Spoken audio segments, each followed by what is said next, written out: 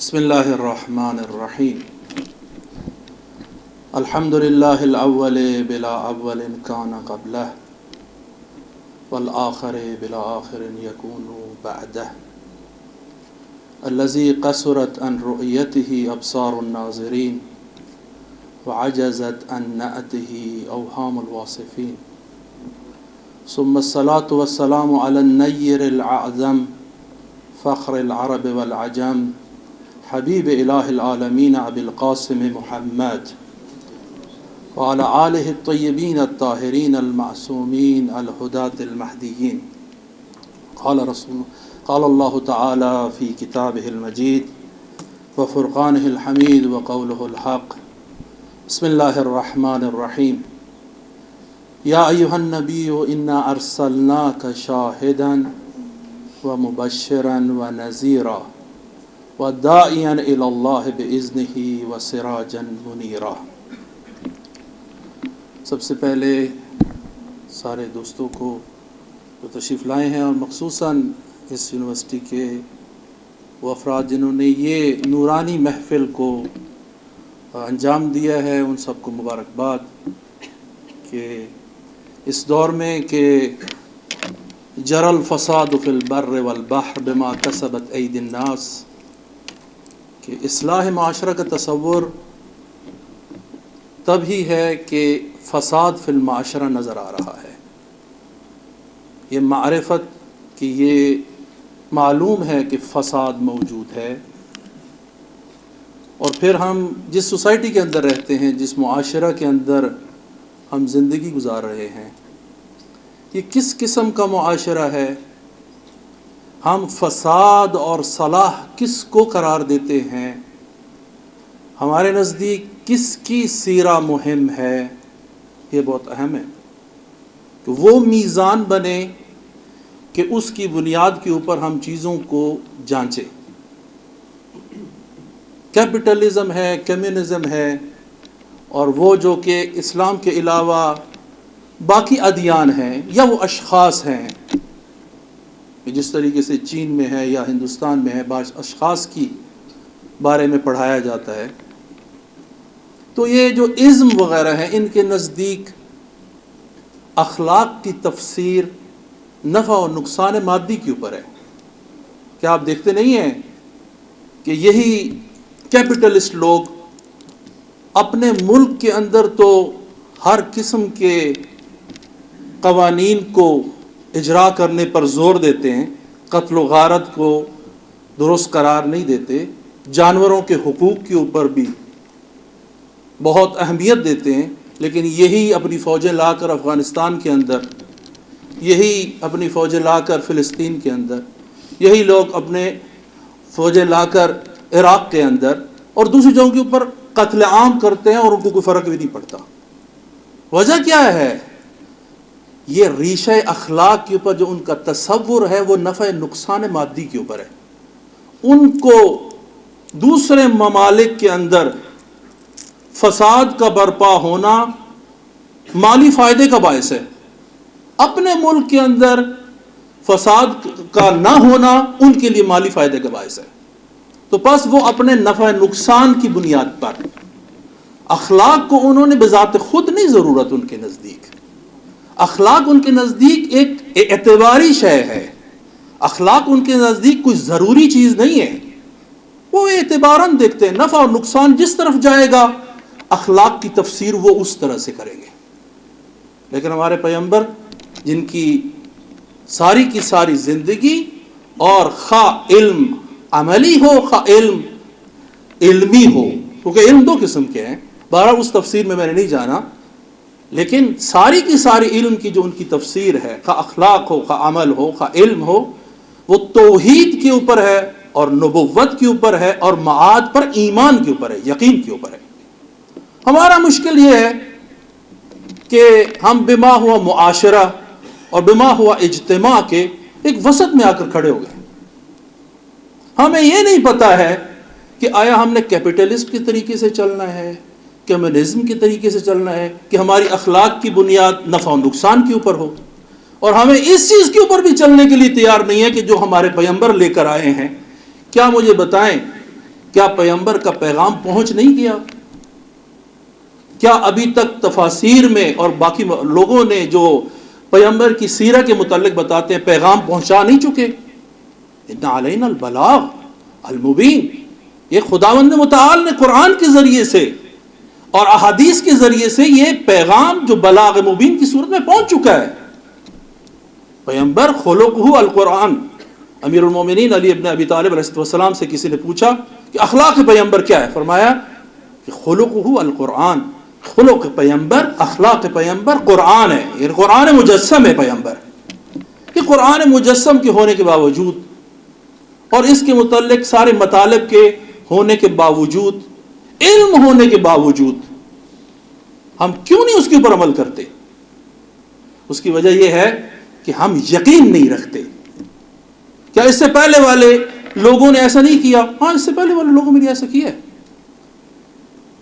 جب فرعون کے سامنے میں حضرت موسیٰ نے وہ عصا دکھایا، وہ معجزات دکھائے، اس کے باوجود وہ انکار کیا، تو خداوند متعال ان کے متعلق فرماتا ہے وَجَحَدُوا بِهَا وَاسْتَيْقَنَتْهُمْ أَنفُسُهُمْ، وہ انکار کر رہے تھے حضرت موسیٰ کا اور ان نشانیوں کا، جبکہ ان کا نفس یقین کے اوپر تھا کہ موسیٰ کہہ رہے ہیں وہ ٹھیک ہے۔ حضرت موسیٰ بھی ان کو مخاطب کرتے ہیں وَلَقَدْ عَلِمْتَ مَا أَنزَلَ هَؤُلَاءِ إِلَّا رَبُّ السَّمَاوَاتِ وَالْأَرْضِ، کہ تجھے پتہ ہے فرعون کہ یہ جو نشانیاں ہیں اس کو اگر نازل کیا ہے تو رب السماوات والارض نے نازل کیا، لیکن تو یقین نہیں لانا چاہتا۔ مسئلہ یہ ہے کہ ہمارے پاس پیغام موجود ہے، ان للہ علی الناس الحجتین، اللہ کی طرف سے لوگوں کے اوپر دو حجتیں، ایک ہے کیا؟ پیغمبران، اور دوسرا کیا؟ عقل۔ پیغمبر نے اپنا پیغام پہنچایا، عقل آپ کے پاس ہے، یہ موجود ہے درونی جو رسول باطنی کی صورت میں ہے، لیکن کیا کہیں؟ حدیث پیغمبر کی صلی اللہ علیہ وآلہ وسلم رب عالم قد قتلہ جہلہ وعلمہ معہ لا ینفعہ، کہ بعض عالم ایسے ہوتے ہیں جن کو پتہ ہر چیز کا ہے لیکن اس کے جہل نے اسے مار چھوڑا ہے۔ رب عالم قد قتلہ جہلہ، یہ حدیث ہے، ان کلامنا صعب مستصعب، حدیث پیغمبر کی ہماری جو گفتگو ہے مشکل میں ڈال بھی دیتی ہے، سمجھ کی ضرورت ہے۔ ان کو وہی پہچان سکتا ہے کہ جو اللہ کی طرف جانے والا ہو اور خدا کے ساتھ اس نے لو لگائی ہو۔ رب عالم قد قتلہ جہلہ، اس جہل کا مطلب میں عدم علم لے سکوں گا، وإلا اجتماع نقیضین لازم آئے گا، اور اجتماع نقیضین محال ہے، اور پیغمبر محال کی بات کیوں نہیں کر رہے کہ بعض عالم ہے کہ جس کے جہل نے اسے مار چھوڑا ہے۔ یعنی کیا مطلب؟ یعنی علم ہے، اچھائی اور برائی کے درمیان تمیز موجود ہے، پیغام پہنچ چکا ہے، پھر بھی عمل کرنے کے لیے تیار نہیں ہے۔ وَعِلْمُهُ مَعَهُ، علم اس کے پاس ہے، لا ينفعه، لیکن اس کو علم اس کا کوئی فائدہ نہیں دیتا۔ ان یتبعون، یہ جاہلیت کا طریقہ ہے، جاہل لوگ بھی ان کے پاس بعض اوقات مطالب موجود ہوتے تھے، یہ نہ کہیں کہ بالکل ہی موجود نہیں تھے، ولیکن ان یتبعون الا الظن وما تهوی الانفس، اندیشے میں شک پر عمل کرتے تھے، ظن پر عمل کرتے تھے، انگیزے میں ہوائے نفسانی کے اوپر عمل کرتے تھے۔ ہماری معاشرے کی یہ صورتحال ہے۔ یقین موجود ہے پیغمبر کی طرف سے، مطالب موجود ہے پیغمبر کی طرف سے، ساری چیزیں موجود ہیں علماء کی طرف سے بھی، لیکن مسئلہ کیا ہے کہ ہم توحید اور معاد کو اور پیغمبر کی نبوت کے اوپر اس کے یقین پر نہیں پہنچے جہاں پر پیغمبر کی جو خداوند متعال بیان کرنا چاہتا ہے۔ اور واقعاً ایسا ہی ہے کہ آپ نہیں دیکھتے، کیا ہمیں پتہ نہیں ہے کہ اگر آپ ربا خواری کریں گے، اگر آپ قتل و غارت کریں گے، اگر آپ دوسرے کے ساتھ غیبت کریں گے، اس کا نتیجہ کیا ہے؟ اس کا نتیجہ جہنم ہے، لیکن پھر بھی انجام دیتے ہیں لوگ۔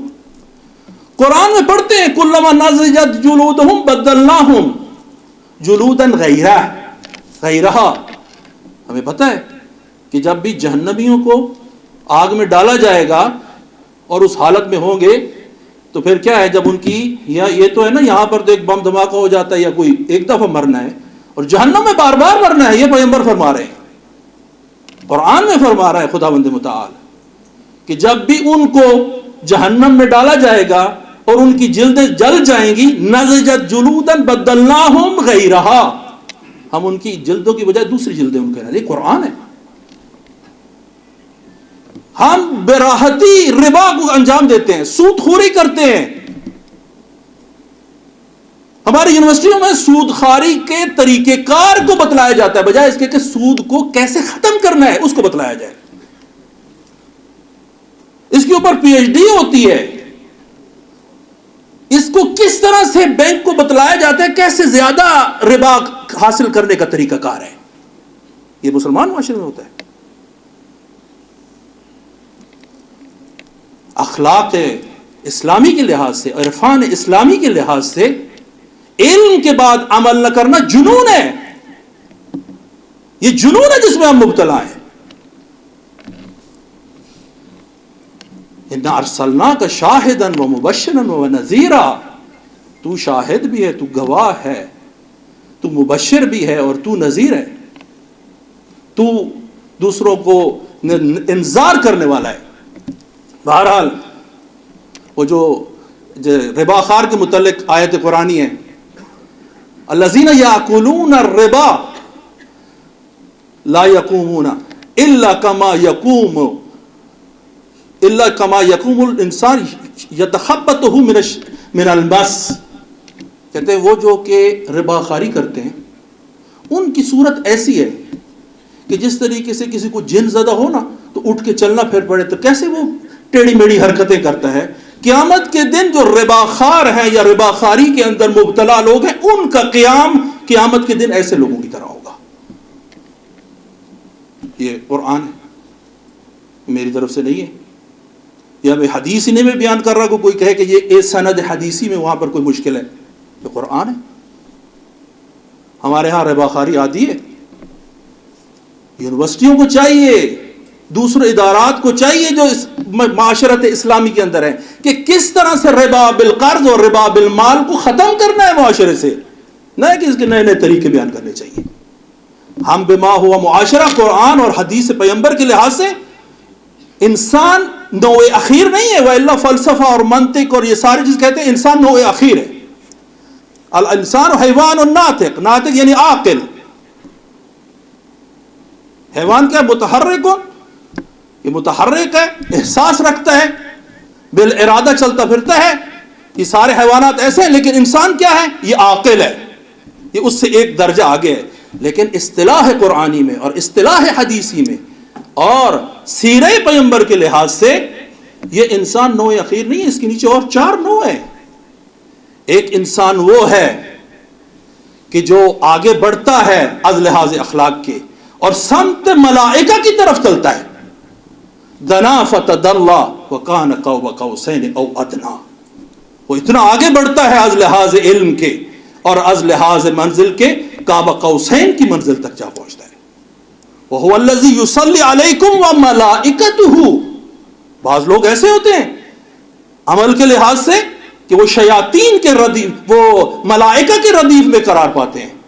کہ هُوَ الَّذِي يُصَلِّي عَلَيْكُمْ، خدا وہ ہے کہ جو تم پر درود بھیجتا ہے. وَمَلَائِكَتُهُ، اور ملائکہ درود بھیجتے ہیں.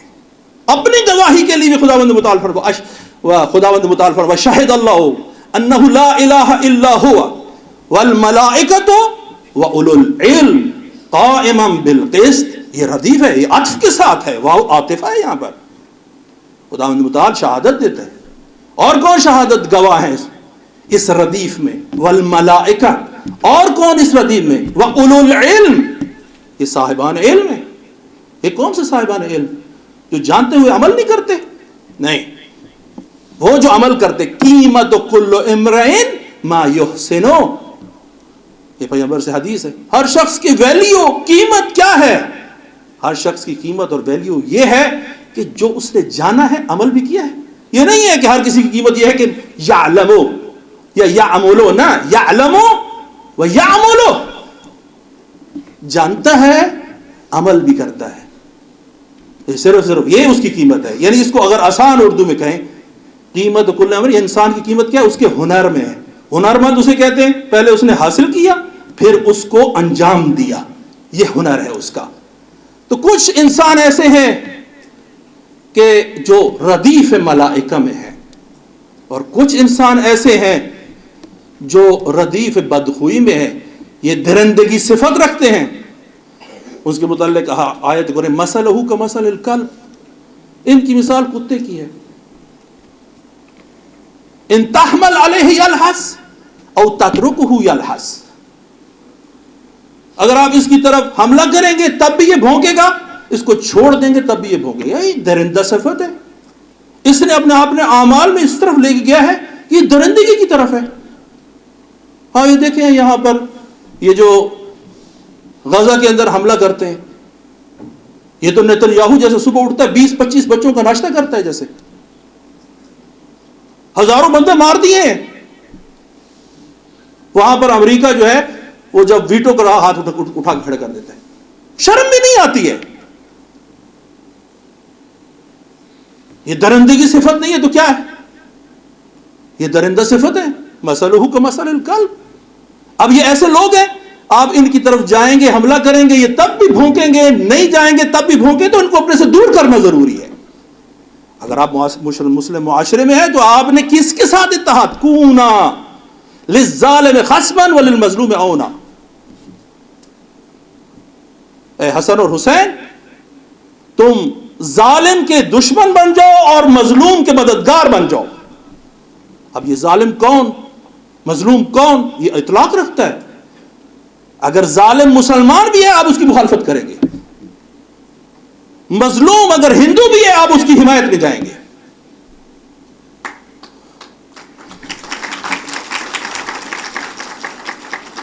یہ معاشرت چاہیے، یہ معاشرت، نہ اس معاشرت کی طرح کہ لاہور کے ساتھ جڑا والا میں آئے چند ایک مسیحی ان کے گھروں پر حملہ ہو جاتا ہے، کسی کو خبر ہی نہیں ہے. یہ معاشرت اسلامی نہیں ہے، یہ درندگی ہے. اور کچھ لوگ ایسے ہیں، اور تیسرے قسم کے انسان کیسے ہیں؟ اور تیسرے قسم کے انسان ایسے ہیں کہ جو صرف کو کوئی ہدف نہیں ہے، کھانے پینے کی حد تک ہے. کلوا وارعوا انعامکم ما متاع الدنیا الا قلیل. یہ دنیا کی متاع تو قلیل ہے، یہ تو تھوڑی سی ہے، یہ تو ختم ہو جائے گی. انہوں نے اسی کے اوپر، اس دنیا کے اوپر ہی کفایت کیا ہوا ہے. خداوند متعال اس دنیا کے متعلق کہتا ہے کلو، اس میں سے تم بھی کھاؤ، ورعوا انعامکم، اپنے چوپاؤں کو بھی اس میں چراؤ. یہ تادیب محترمانہ ادب سکھایا جا رہا ہے کہ جس کو تم نے ہر چیز سمجھ لیا ہے، یہ سب کچھ نہیں ہے. یہ تادیب محترمانہ ہے. متاعا لکم ولانعامکم، یہ دنیا جو ہے یہ تمہاری متاع ہے اور تمہارے چوپاؤں کے لیے بھی ہے. لیکن وہ جو آخرت کی جو چیزیں ہیں، یقین حاصل کرنا ضروری ہے. وہ کن کے لیے؟ مختص ہے تمہارے لیے. تم سمجھتے ہو کہ تم نے اس قبر تک ہی رہنا ہے، ختم ہوگی یہ بات. یہ تو کیپٹلسٹ اور وہ جو کمیونسٹ اور وہ ان کا جو اخلاق ہے وہ یہ کہتا ہے. اسلام کا اخلاق یہ کہتا ہے کہ نہیں، اس دنیا کے بعد ایک دنیا ہے جس کے اندر تم نے جانا ہے. تبھی تو وہ آیت قرآنی ہے کہ وَلَمَّا تَوَفَّتْهُمْ رُسُلُنَا، جب ان کافروں کو ہمارے رسول یعنی ہمارے ملائکہ ان کی جان لیتے ہیں، یضربون وجوہہم وادبارہم، ان کے چہروں پہ بھی مارتے ہیں اور ان کی پشتوں پہ بھی مارتے ہیں. جب اس دنیا سے نکل رہے ہوتے ہیں نا، ان کے چہروں پہ بھی. مرحوم شاہ آبادی اپنے شذورات میں کہتے ہیں کہ کچھ ملائکہ اس عالم کے ہیں، کچھ ملائکہ اس عالم مثال کے ہیں. وہ جو اس عالم کے، عالم مادہ کے، وہ ان کی پشتوں پہ بھی مارتے ہیں. اس لیے مارتے ہیں کیونکہ ساری زندگی تو نے گزار دی، کیا نہ معاشرے کے لیے کچھ کیا، معاشرے میں فساد پھیلایا، غیبت پھیلائی، لڑائی جھگڑا پھیلایا، ہر کثافت کاری تیرے نیچے، عملاً شیطان کی طرح. اور وہ اس عالم کے اس کو بھی مارتے ہیں کہ ساری زندگی گزار کے ادھر آ گیا، کچھ بھی نہیں کر کے آیا، وہ اس کے چہرے پہ مارتے ہیں. وہ ادھر سے بھی مار کھاتا ہے، ادھر سے بھی مار کھاتا ہے. اور یہ نہ کہیں کہ ملائکہ کو نہیں دیکھتے ہو، وہ یوم، وہ ایسا دن ہوگا جب موت کہی یرون الملائکہ، کافر بھی ملائکہ کو دیکھیں گے. عالم برزخ ایک مسلمات میں سے ہے کہ ہماری پیدائش ہوگی، ہم اس دنیا میں آ گئے، لیکن رہنا ہمیشہ کے لیے ہے. یا جہنم میں رہنا ہے یا بہشت میں رہنا ہے، انتخاب ہمارا ہے. ہم کس کو انتخاب کرتے ہیں؟ اگر آپ مسلمان ہیں، کیپٹلسٹ نہیں ہیں، اگر آپ مسلمان ہیں، کمیونسٹ نہیں ہیں، تو پھر آپ کو اپنا، اسی لیے جو اخلاق پر عمل نہیں کرتا وہ مجنون ہے. اسے پتہ ہے کہ آگے کیا ہونے والا ہے، پھر بھی عمل کرنے کے لیے تیار نہیں. اس سے بدتر جنون کوئی ہو سکتا ہے؟ یہ مجنون ہے. کہ کس طرف ہم نے اپنے آپ. اور چوتھے قسم کے جو انسان ہیں وہ شیطان کی طرح، مثلہم کمثل الشیطان. چوتھی قسم ان کی ہے کہ جن کی مثال شیطان کی طرح ہے. یہ وسوسہ کرتے ہیں، یہ کرتے کچھ نہیں، ان کو کوئی درندگی نہیں ہوتی، لیکن یہ وسوسہ کرتے ہیں، لڑاتے ہیں آپس میں. مثلہم کمثل الشیطان اذ قال للانسان اکفر فلما کفر قال انی بریء منک انی اخاف اللہ رب العالمین. آ کے وسوسہ کرتا ہے، اور جب سارا کام کر لیتا ہے اور وہ کافر ہو جاتا ہے تو کہتا ہے میں تو تیرے سے بری ہوں، میں تو اللہ سے ڈرتا ہوں. یعنی یہ جو شخص ہے کہ جو وسوسہ شیطانی کی وجہ سے شیطان کے کام پر عمل کیا، وہ شیطان اللہ سے ڈرتا ہی اللہ سے نہیں ڈرتا. ارے یہ اللہ سے نہیں ڈرتا. یوسوس فی صدور الناس من الجنۃ والناس. یہ کچھ شیطان ایسے ہوتے ہیں، یہ ہمارے جو بعض ہمارے سیاسی حضرات کرتے ہیں، اس کو اس سے لڑاتے ہیں، اس کو اس سے لڑاتے ہیں. وہ اوپر تو لڑ رہے ہوتے ہیں، نہیں پتہ ہوتا بعد میں جا کے قوم کتنی آپس میں لڑے گی. یہ کثافت کاری کو پھیلاتے ہیں، یہ اخلاق پر عمل کرتے ہیں. یہ اخلاق پر عمل نہیں کرتے، یہ بد اخلاقی کو پھیلا رہے ہوتے ہیں. آپ کے ہاتھ میں دوستوں نے بھی یہاں پہ کہا کہ سوشل میڈیا کے اوپر ہم کیا کر رہے ہوتے ہیں. سوشل میڈیا ہو یا کوئی بھی میڈیا ہو، آپ دیکھیں آپ کا ہدف کیا ہے، آپ نے جانا کس سائیڈ کے اوپر ہے، آپ کی فکر کیا ہے. کوئی مجھ سے دوست پوچھ رہا تھا کہ آیا ڈاکٹر بھی مسلمان ڈاکٹر اور کافر ڈاکٹر بھی ہوتا ہے؟ ہاں بالکل ہوتا ہے. ایک مسلمان ڈاکٹر ہوتا ہے اور ایک کافر ڈاکٹر ہوتا ہے. ایک مسلمان انجینئر ہوتا ہے اور ایک کافر انجینئر ہوتا ہے. ہاں ہوتا ہے. ایک مسلمان وکیل ہوتا ہے، ایک کافر قسم کا وکیل ہوتا ہے. مسلمان وکیل وہ ہوتا ہے کہ جو کسی جھوٹا مقدمے میں کسی کی پیروی نہیں کرتا، کسی کی ناحق کسی کے لیے نہیں جاتا بات کرنے کے لیے. مسلمان ڈاکٹر وہ ہوتا ہے جس کا ہدف یہ ہوتا ہے کہ وہ جا کر معاشرے کی خدمت کرے، نہ صرف پیسے نفع اور نقصان کے اوپر اس کا اخلاق برقرار ہے. وہ کیپٹلسٹ ڈاکٹر ہوتا ہے. بعض ہوتے ہیں ڈاکٹر بنے ہوئے ہوتے ہیں، مسلمانوں کی چہرہ ہوتا ہے، لیکن در حقیقت وہ ایک دوسرا چہرہ جو مسلمان کے چہرے کی صورت میں لگا دیا گیا ہے. یہ ڈیپ سٹیٹ کے افراد ہوتے ہیں جو ہمارے اندر موجود ہوتے ہیں. مسلمان انجینئر وہ انجینئر ہوتا ہے کہ جو اپنے عالم برزخ کی طرف توجہ کر رہا ہوتا ہے، جو روز قیامت کے اندر کھڑے ہونے کی طرف توجہ کر رہا ہوتا ہے. اسے پتا ہوتا ہے اگر میں نے یہ فوراً فعل حرام انجام دیا، اس سے اتنے انسانوں کا نقصان ہو جائے گا. وہ کام انجام نہیں دیتا، وہ کہتا ہے یہ کام میں انجام نہیں دوں گا. فوجی بھی اسی قسم کے ہوتے ہیں. ہاں کہ میں کس کے اوپر حملہ کر رہا ہوں. ہمارے یہاں راحتی افراد کے اوپر حملہ کر دیا جاتا ہے، خبر ہی نہیں ہے کیوں فلاں نے آرڈر دے دیا ہے. ایک قانون اساسی ہے، اس قانون اساسی کے اوپر عمل کرنا ہے. یہ ہمیں آپس میں جوڑتا ہے، خواہ کوئی سنی ہو، خواہ کوئی شیعہ ہو، خواہ کوئی مسیحی ہو، خواہ کوئی ہو. ایک ہارمنی کے ساتھ پیغمبر نے وحدت کا عمومی طور پر کہا ہے. اگر تم کافر ہو تو تب بھی وحدت کا پیغام ہے، اگر تم اہل الکتاب ہو تب بھی وحدت کا پیغام ہے، اگر تم مسلمان ہو تب بھی وحدت کا پیغام ہے. اگر تم کافر ہو تو ہم انسانیت میں کٹھے، اگر تم اہل کتاب ہو تو ہم خدا کی وحدانیت میں کٹھے، اگر تم مسلمان ہو تو پھر بھی ہم پیغمبر کی نبوت پر اور اس بیت اللہ کے اوپر اور خداوند متعال کی وحدانیت کے اوپر، ان سب پر ہم کٹھے ہیں. اگر کٹھے ہیں تو پھر یہ لڑائی جھگڑا کیوں ہے؟ کیوں جتھا جتھا کر کے ایک دوسرے پر حملہ کر دیتے؟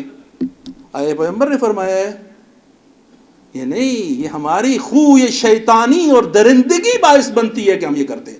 کچھ مثل شیطان وسوسہ کرتے ہیں، کچھ مثل سگ اور مثل کتے کے قلب کی جا کے حملہ ور ہو جاتے ہیں. یہ خو یہ شیطانی ہے، پیغمبر کا یہ طریقہ کار نہیں ہے.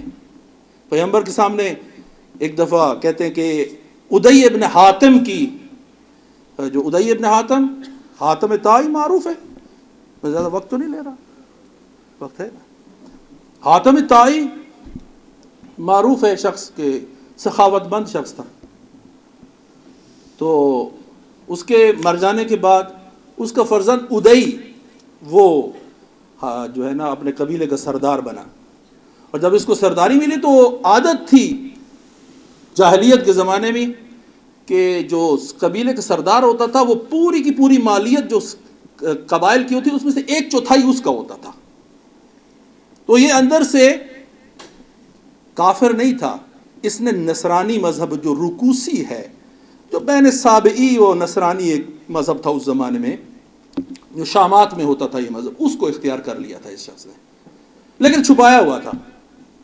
اور اس کو جب پتہ چلا کہ ایک پیغمبر بھی آیا ہے اور اس طریقے سے اس کی فتوحات ہیں اور فتح مکہ ہو گیا، تو اس نے اپنے ایک غلام کو کہا ہوا تھا کہ جب اس قسم کا کوئی آئے نا، تم دیکھنا اسلام کے مذہب کی طرف سے کوئی حملہ ور آئے تو مجھے بتانا. اور اس نے ایک اپنا اونٹ تیار کیا ہوا تھا کہ جب بھی ایسا حملہ ہوگا تو میں راہ فرار اختیار کر جاؤں گا.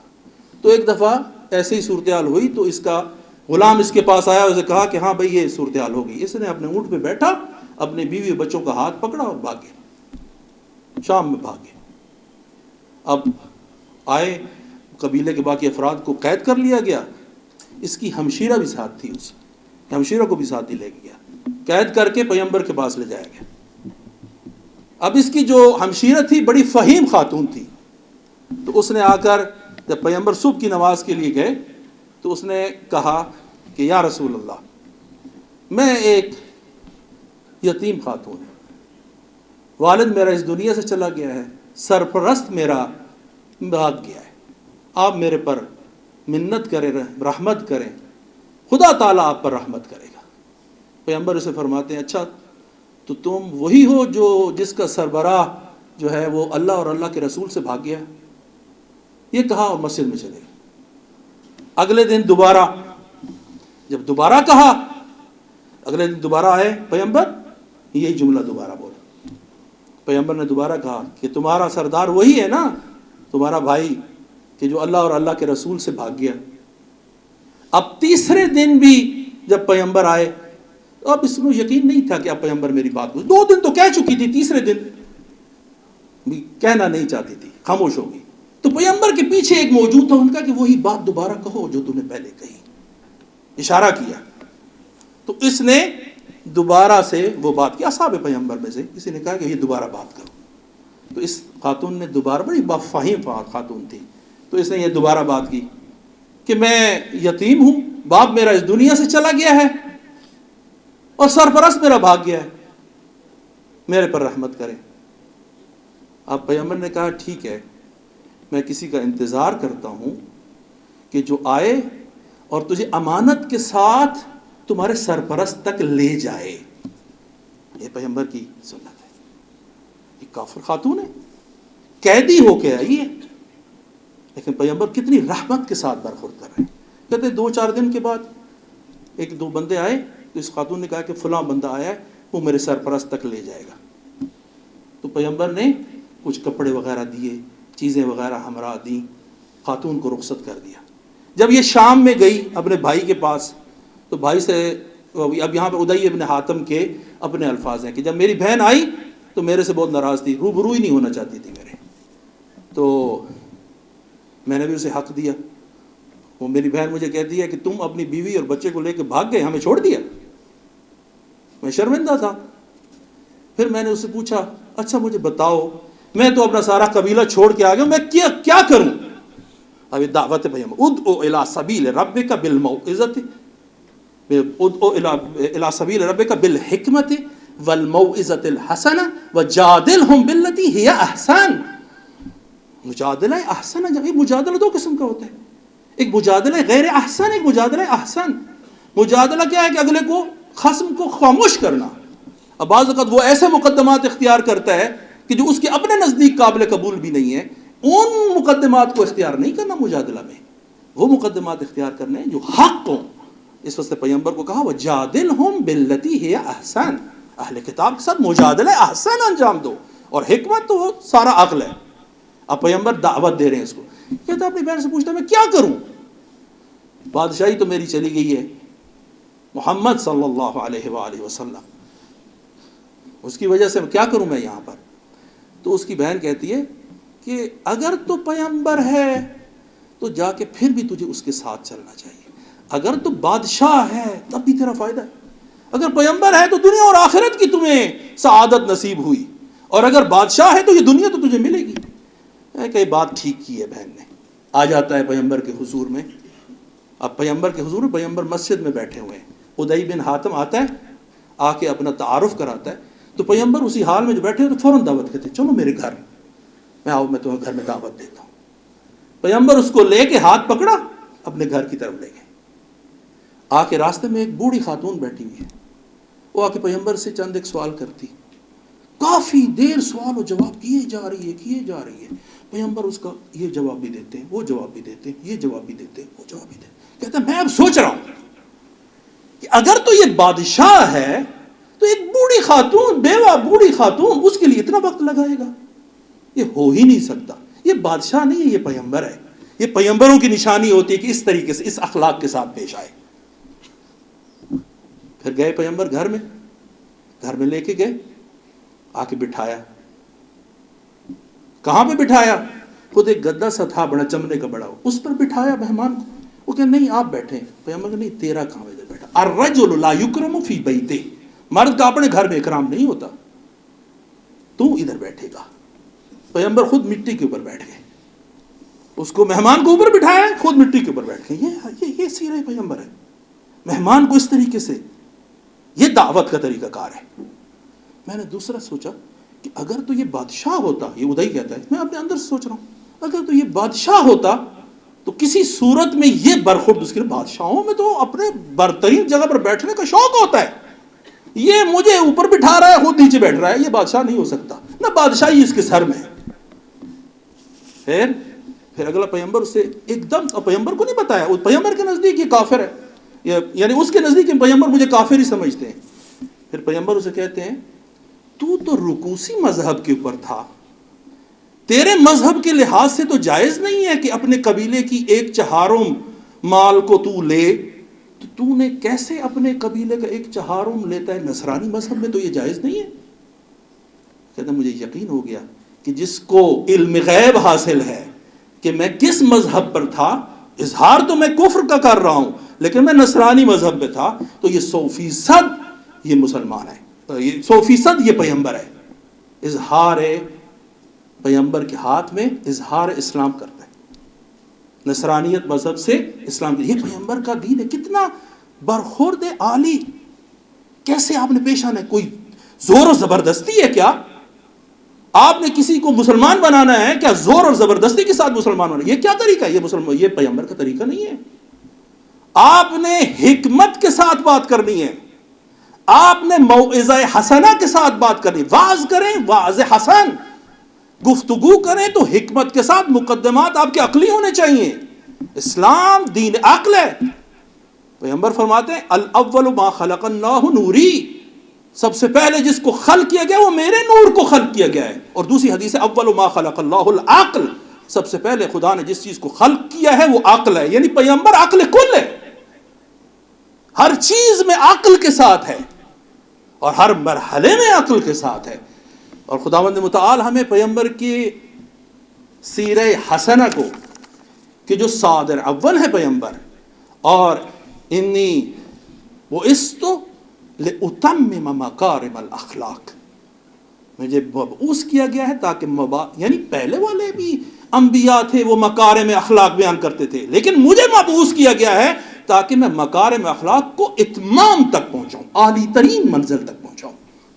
آپ کو تو مباحات کرنا چاہیے، آپ ایسی پیغمبر کی امت ہے، مباحات ہونی چاہیے، فخر ہونا چاہیے کہ اس پیغمبر کی امت ہے جو شاہد علی الاطلاق ہے۔ یا ایھا النبی انا ارسلناک شاہدا، یہ شاہد میں کوئی قید و بند نہیں، شاہد علی الاطلاق ہے، یعنی دوسرے لفظوں میں جو تمام انبیاء کی اپنی امتوں کی طرف نسبت ہے، ہمارے پیغمبر کی انبیاء کی طرف وہی نسبت ہے، یعنی نہ فقط ہماری اپنی امت کے اوپر وہ گواہ ہیں اور آپ کے اعمال کو دیکھتے ہیں، بلکہ انبیاء کے اوپر بھی گواہ پیغمبر کی ذات ہے۔ وَمُبَشِّرًا، بشارت دینے والے ہیں، وَنَذِيرًا، وَدَاعِيًا إِلَى اللَّهِ بِإِذْنِهِ، کسی کے گھر کی طرف دعوت کوئی اپنے سے نہیں دیتا۔ آپ دوسرے گھر کی طرف دعوت دو نا، میرے فلاں گھر میں جاؤ جی روٹی کھانے کے لیے، فلاں گھر، ایسے نہیں۔ خدا نے اذن خاص دیا ہے، داعیاً الی اللہ باذنہ، تو اللہ کی طرف بلاتا ہے باذن الہی، نے اللہ نے تجھے اذن دیا ہے۔ آپ، یہ امت کتنی بڑی امت ہے، مباحات کرنا چاہیے اس امت کو کہ آپ بھی اسی چیز کی طرف دعوت دے رہے ہیں جس کی طرف پیغمبر دعوت دیتا ہے، آپ بھی داعی الی اللہ باذنہ ہیں۔